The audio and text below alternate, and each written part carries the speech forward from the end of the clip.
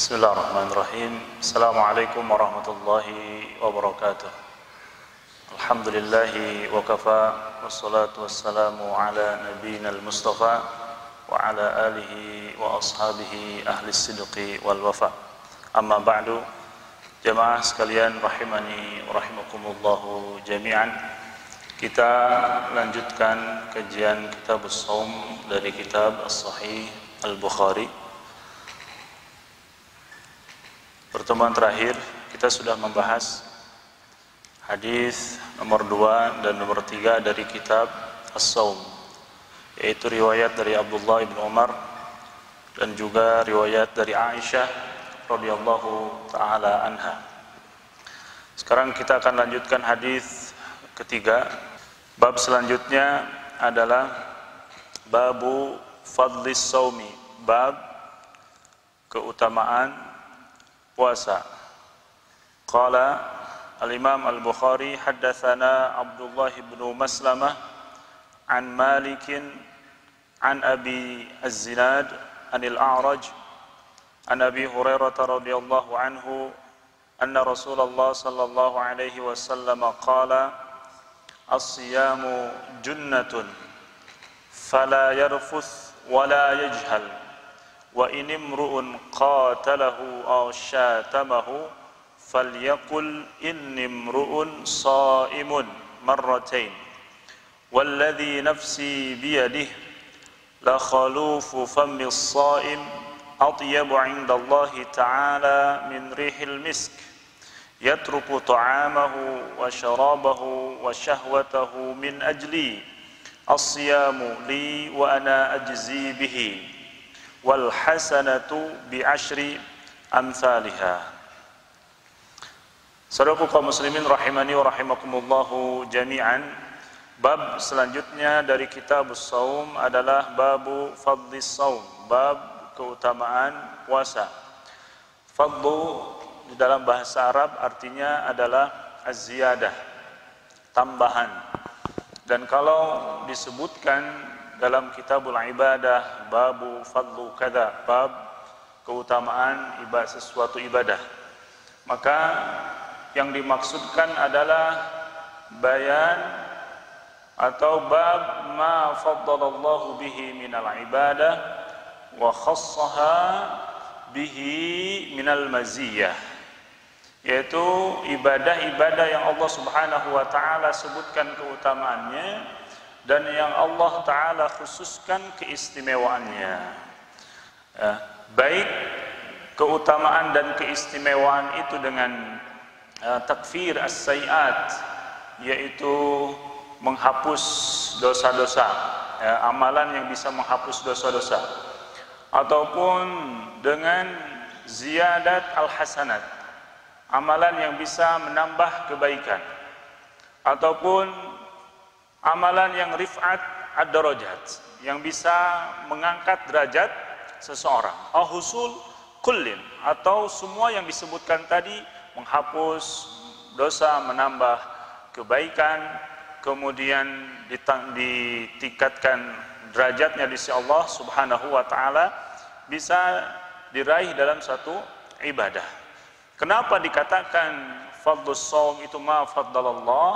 Karena yang namanya fadilah, keutamaan ibadah itu sifatnya tauqifi, berlandaskan dalil. Artinya keutamaan itu tidak datang kecuali ada keterangannya dari Allah dan Rasulnya. Maka kita tidak bisa menambahkan suatu keutamaan. Misalkan kita seorang da'i, untuk memotivasi jamaah kita melakukan ibadah tertentu, kita membuat keterangan-keterangan palsu atau yang disebut dengan hadis al-maudhu.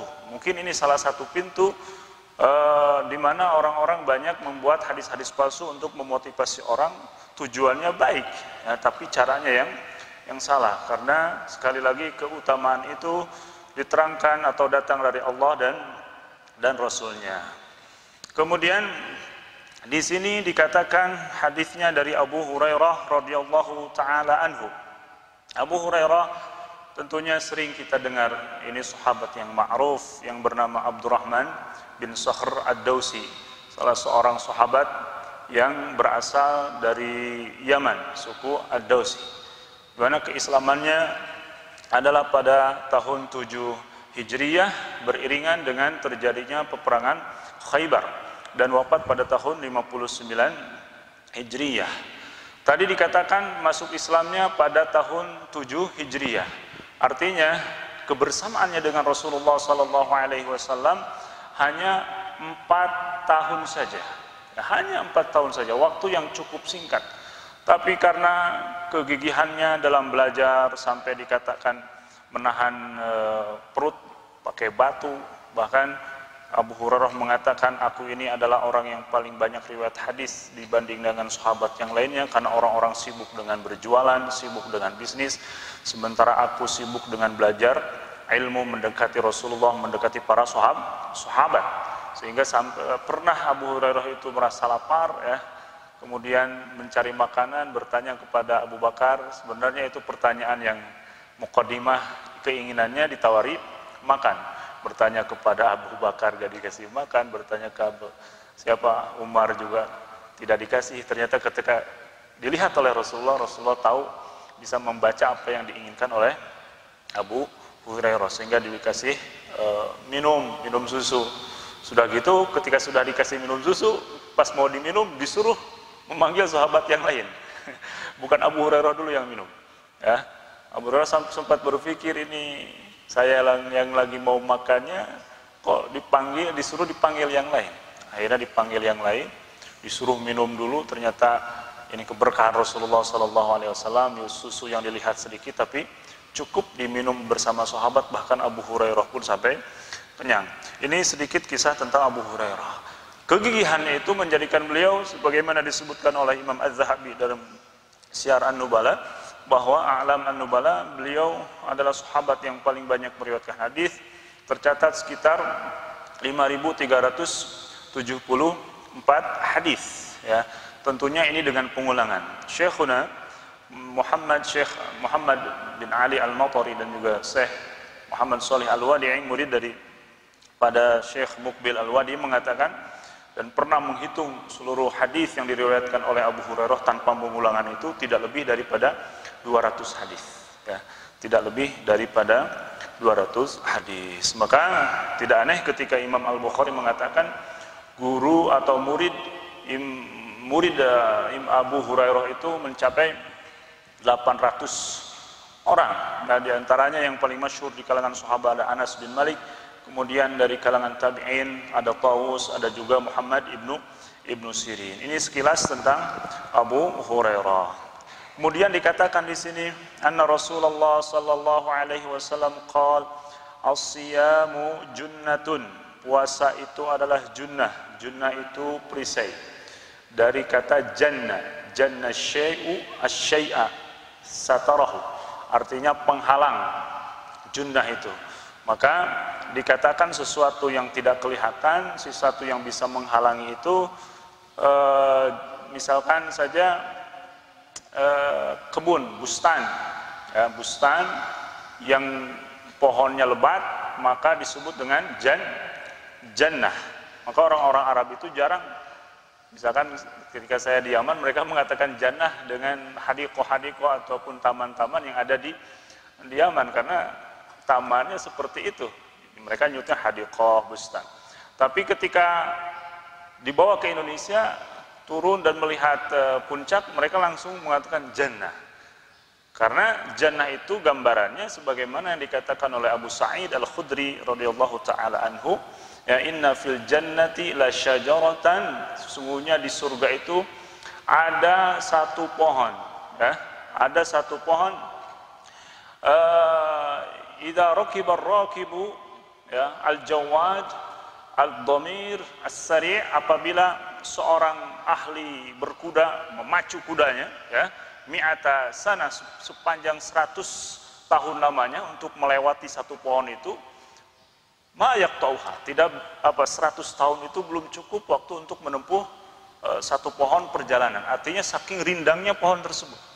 Ya, ini gambaran surga yang Masya Allah, mudah-mudahan kita termasuk ahlinya, termasuk orang-orang yang akan masuk surga Allah Subhanahu wa taala, sehingga bisa merasakan dan melihat apa yang dikatakan oleh Rasulullah sallallahu alaihi wasallam dari keindahan surga. Kemudian ada juga bentukan kata jannah yang dipakai berperang itu apa? Junnah. Junnah juga adalah penghalang seseorang prajurit yang lagi berperang. Ada yang tidak nampak, jin. Jin juga tidak nampak, sesuatu yang tidak kelihatan.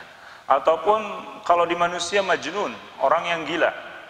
Ya, karena masturul akal, akalnya tertutup. Itu kata-kata yang dibangun dari jim dan nun, yang rata-rata kalau tidak menghalangi menjadi perisai, itu menjadi apa? Tidak nampak dan tidak kelihatan. Ketika dikatakan asyamu junnatun, puasa adalah perisai, maksudnya pertama adalah penghalang. Perisai di dunia bagi seseorang yang melakukan ibadah puasa menjadi perisai bagi dirinya, penghalang untuk menjauhi kemaksiatan. Ya, karena orang yang berpuasa tentunya syahwatnya tidak kuat sebagaimana orang yang makan banyak, ya, sehingga kekuatan kemudian dorongan untuk melakukan kemaksiatan pun volumenya menurun dan frekuensinya merendah. Kemudian junnah yang kedua adalah junnah sebagaimana yang diriwayatkan oleh Ibnu Hibban dalam Sahihnya dan juga Imam Ahmad dalam Musnadnya, bahwa puasa itu bisa menjadi junnah seseorang nanti di kubur, ya. Sebagaimana yang disebutkan oleh Imam Ahmad dan juga Imam Ibnu Hibban, annal mayit idza qubira fi hufratihi, sesungguhnya mayit itu apabila sudah dikubur dalam kuburannya, ta'tihi salat an yaminihi, maka datanglah salat, ya, tentunya ahli salat, datanglah salat untuk menjaganya di sebelah kanannya, wa ta'tihi wa ya'tihi shaum an shimalihi, dan datanglah saum yang menghampiri mayit tersebut untuk menjaganya dari sebelah kiri. Jadi dijaga oleh salatnya, dijaga oleh puasanya. Wa yatihil Qur'an min kibali ra'si, dan Quran menjaga di arah atasnya. Wa yatihi as-sadaqah min kiba rijlaihi, dan sedekah menjaganya dari arah bawahnya. Jadi orang yang melakukan salat, yang melakukan puasa, ahli membaca rajin membaca Al-Qur'an, kemudian rajin bersedekah, bukan hanya di dunia saja, tapi di kubur pun insyaallah akan dijaga oleh amalannya. Yang ketiga, junnah minan nar, dijaga dari api neraka. Inilah rangkaian perisai ataupun puasa sebagai penghalang itu. Puncaknya adalah seseorang yang melakukan puasa akan dijauhkan oleh Allah Subhanahu wa taala dari sentuhan api neraka. Kemudian selanjutnya fala yarfuth wala yajhal. Ini adalah penjelasan dari junnah. Karena puasa itu adalah perisai, maka hendaklah orang yang berpuasa itu la yarfuth, tidak berkata yang jorok. Rafath itu adalah al-qaul al-fahish, ya.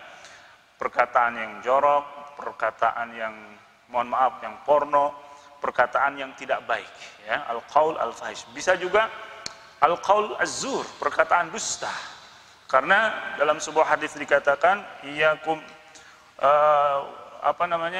iyyakum wal kadhiba fa innal kadhiba yahdi ilal fujur wa innal fujur yahdi ilan nar, ya.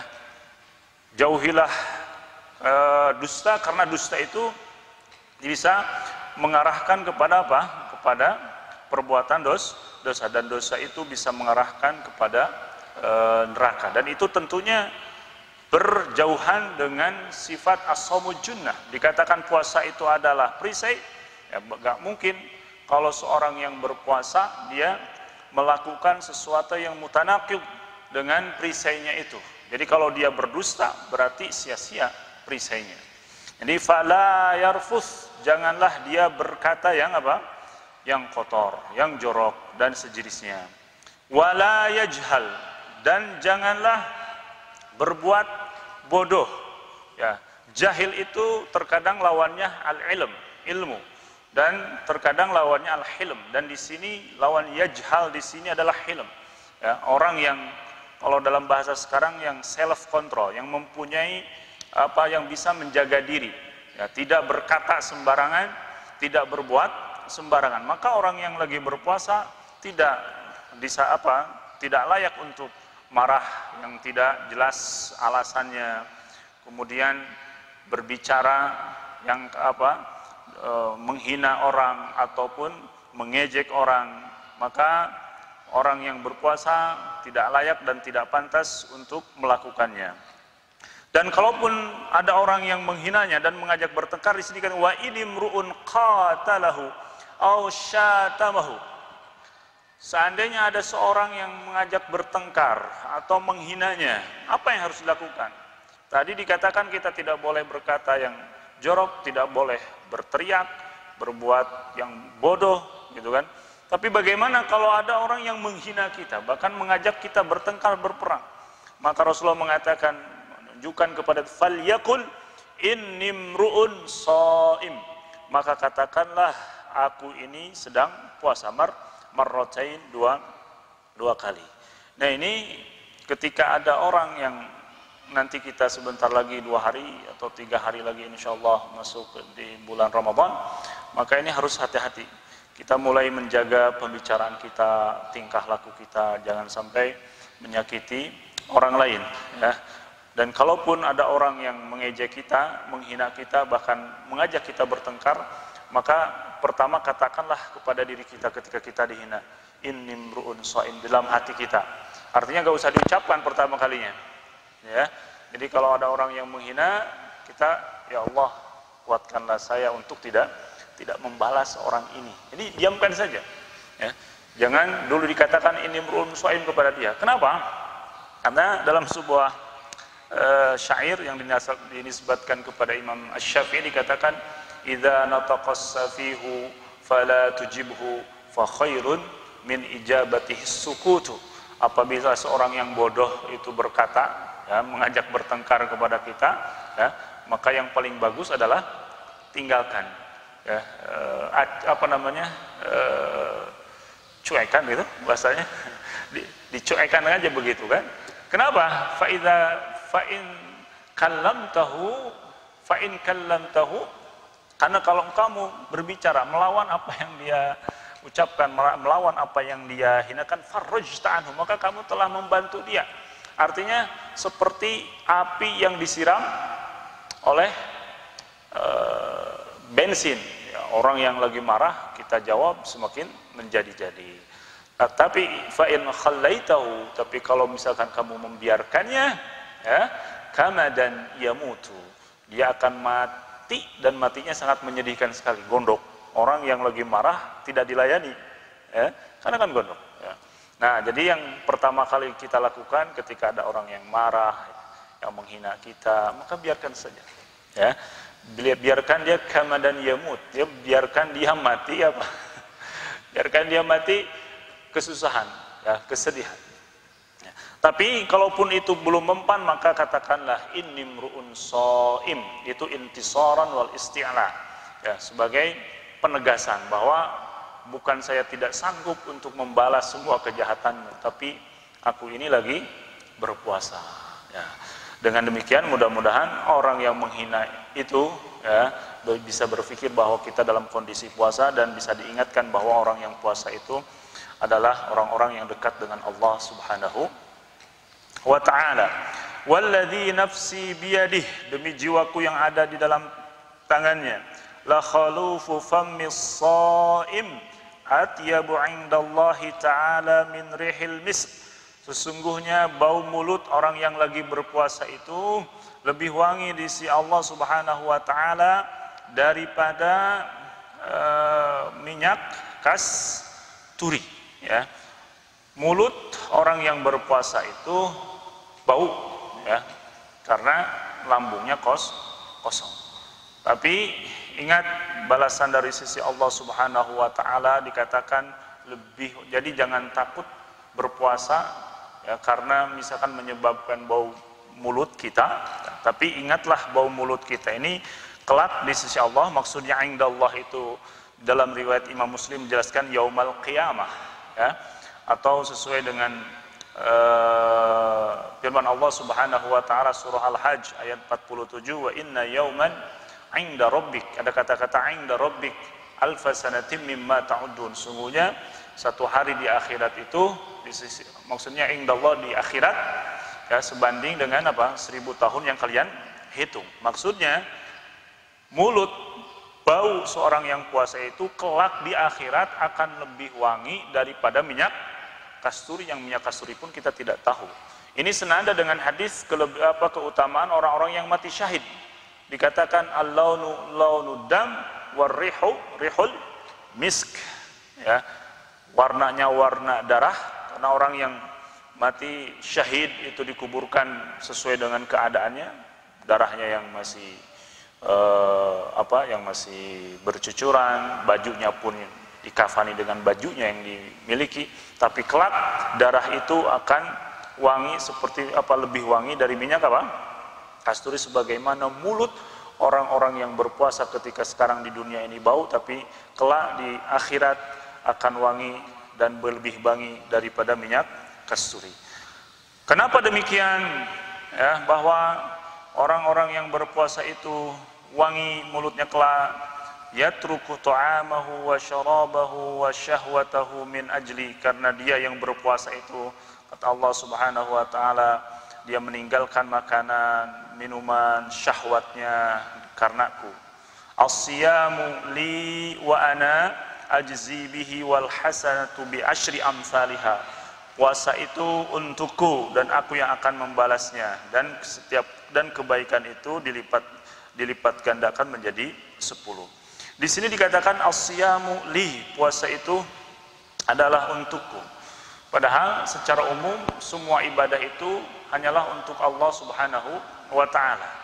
Dikatakan oleh para pensyarah hadis ini bahwa yang disebut as-siyamu li ini adalah pengkhususan Allah terhadap puasa. Ya, pengkhususan Allah terhadap puasa. Yang pertama bahwa tidak ada Tuhan di dunia ini satupun, ya, yang disembah dengan cara puasa sebagaimana kita menyembah Allah Subhanahu wa taala, ya. Misalkan di zaman sekarang juga saya belum pernah mendengar misalkan ada seorang yang berpuasa untuk Nyi Roro Kidul. Nah, kalau orang yang memberikan sesajen misalkan, ya, dan lain sebagainya sering, tapi berpuasa sepertinya kita tidak mendapatkan. Ya, mungkin ini sesuai dengan zaman pensyarah hadis ini yang mengatakan bahwa di zaman itu tidak ada satupun Tuhan yang disembah dengan cara yang berpuasa. Yang kedua, as-siyamu li itu adalah idhafatu at-tashrif, ya, penyandaran sebagai pemuliaan, seperti misalkan naqatullah, ya, di dalam Al-Qur'an, atau dikatakan baitullah, ya. Dan yang ketiga dikatakan oleh Al-Khattabi adalah bahwa puasa itu berbeda dengan puasa yang lain, ya. Puasa itu tidak ada kesempatan bagi seorang hamba untuk timbul misalkan ria, sum'ah, karena puasa itu urusan dia dengan Allah Subhanahu wa taala. Tidak ada orang yang tahu apakah dia lagi berpuasa apa tidak. Kalau di Ramadan kan ada orang yang lewat, kita tidak tahu apakah dia puasa apa tidak. Mungkin sudah dalam bahasa Sundanya sudah godin, kita nggak tahu. Nah, ini urusan Allah dengan orang tersebut. Nah, ini beberapa alasan mengapa Allah Subhanahu wa taala mengatakan as-siyamu li, yang dijelaskan oleh para ulama pensyarah hadis ini. Wa ana ajzi bihi, dan aku yang akan membalasnya. Maksudnya aku membalasnya, ya, ibadah yang lainnya pun Allah membalasnya.